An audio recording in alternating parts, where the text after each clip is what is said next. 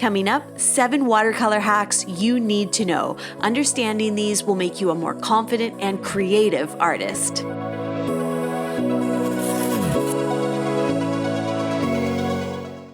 Hello my friends, welcome back. My name is Shayda and today we're in the studio because I am sharing my 10 best watercolor hacks with you.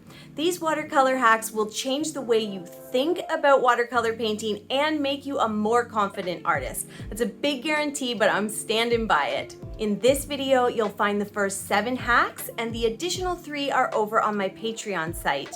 We're back to 2 videos a week now, and this channel wouldn't be possible without Patreon. So thank you, patrons, and I hope you guys all enjoy these hacks. Watercolor hack number 1, wet your pans before use. Taking a bit of clean water on your brush and applying it to each cake or pan of paint will help to release that pigment. You can see here I'm moving the water around and I'm getting this beautiful liquid paint, and that's going to make it a whole lot easier for me to work with really dry, hard cakes of paint, and it's going to make it a lot easier for me to bring the pigment over to my palette so that I can mix it and mix different colors or just work with it, frankly. You can see how much pigment I have on my brush. Now I'm ready to mix and start painting. Hack number 2, use gouache to add highlights to your work.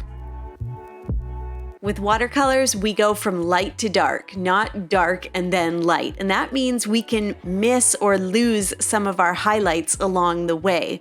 A great way to remedy this is to use a little bit of gouache.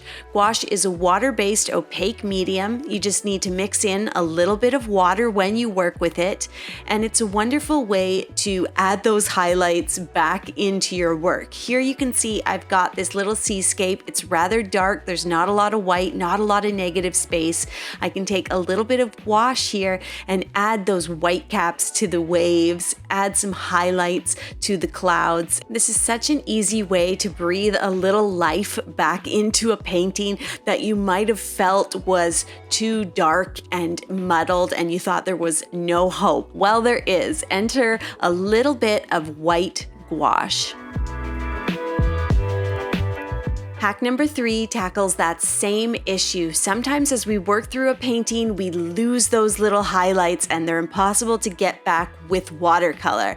Well, if you don't want to use gouache or you just want to try something different, you can also take a little paper knife and cut away, like kind of scratch away some tiny little highlights. Here I've got a feather. It's meant to look a little bit rough and feathery, and so it's the perfect candidate for using the paper knife. Once I'm done scratching, I'll kind of finish sanding away the paper using an eraser, and that's what it looks like when it's all done. I've returned those highlights to the work, and it was as simple as just scratching with a knife.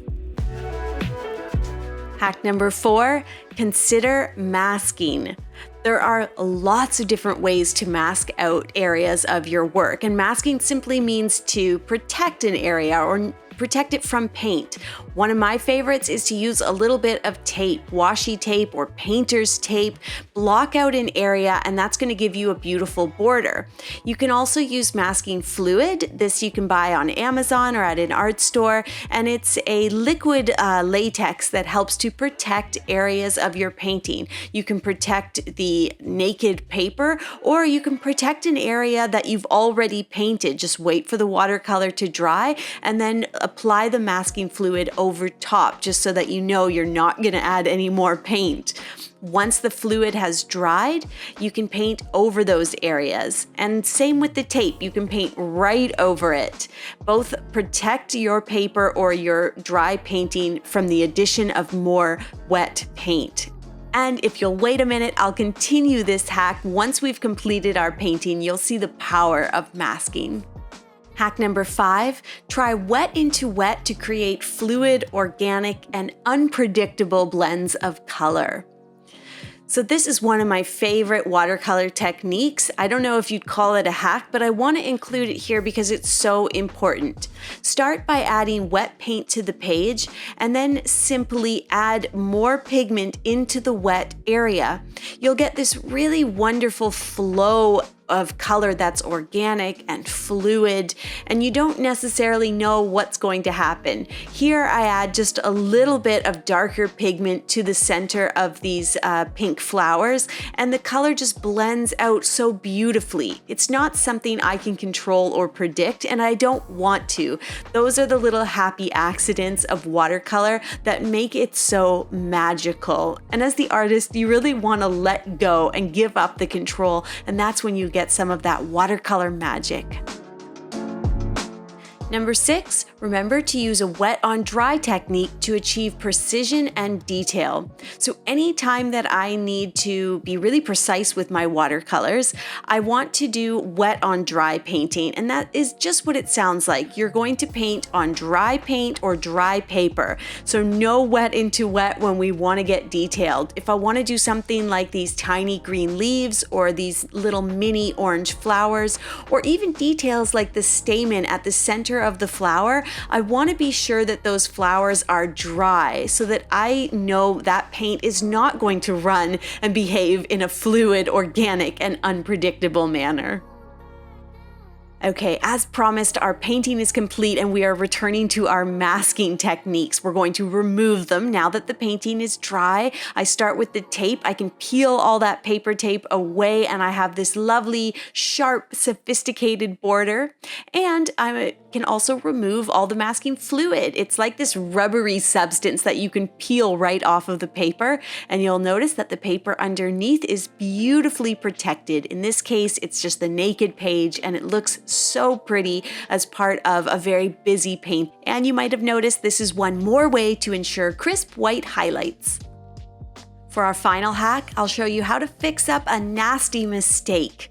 We've all done it, just had a big blob of paint fall where we don't want it. Here's how we fix it. Take a clean, dry brush, I'm just drying that on the towel, and you're going to put it right on the spot of paint. And you'll see the dry brush actually soaks up a lot of that pigment. Do it a couple times, keep blotting the brush in between to dry it, then rinse the brush, and then taking that clean water, we're going to start kind of working that little area of paint. And you'll see the more I blot the brush and then bring clean water over, I'm actually able to erase this dark spot of paint. So it's just a matter of sopping up the dark pigment and then using clean water to kind of clear out that area. It's not going to be perfect, but if you let it dry, you'll be able to paint over that area and no one will ever be the wiser that you made a big blob.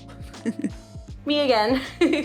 Okay guys, the 10th hack is one that you're gonna wanna see. We're talking about those harsh lines that develop around your watercolor paintings. When you paint a leaf and it's got those really tough, hard edges, I'm showing how to fix them and how to avoid them altogether. That's over on Patreon. All the bonus content starts at $2 a week, and thank you patrons for your support.